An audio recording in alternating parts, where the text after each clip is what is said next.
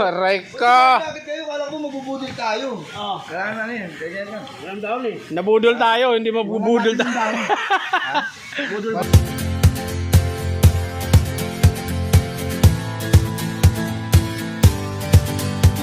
Yun, nandito na naman tayo sa Malabon. Dito lang yan sa Dampalit. Siswimming na naman kami dahil birthday ng aming tatay AD. Dito malapit lang to sa lugar namin, kaya dito napili na namin dito kasi may edad na si tatay AD. Bawal na siya mag long ride. Kaya maganda naman ang place dito. Meron din naman padulasan at saka malawak din yung kanilang pool. Meron nga pala doon sa unahan yung mga pang kids.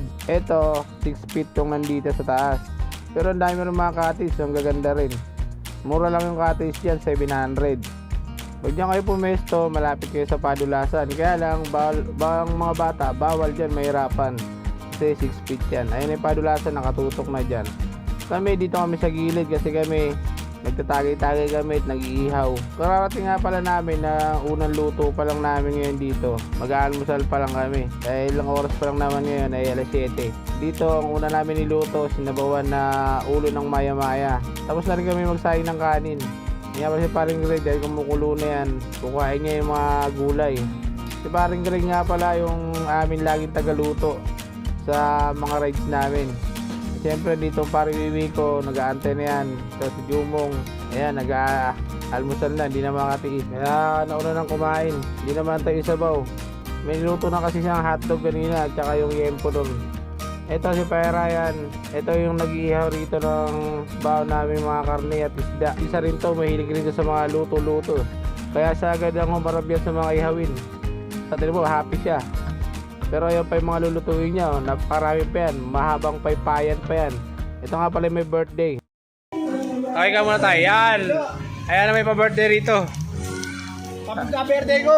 Hindi, buti nga, birthday mo pa rin. Sinbel.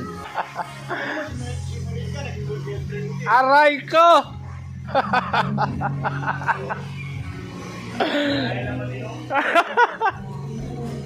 Dito, sabi nila private daw to kasi dito kung may mga birthday daw, dibu, mga party, mga family party, dito na ginaganap yun.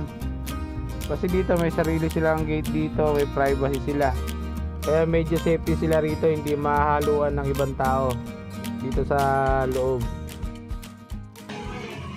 May tubig. Meron pa dyan, dalawa pa yun nandiyan. May tubig na ron tayo. May tubig dyan. Tubig na. Inumin? Meron din yan. Meron na.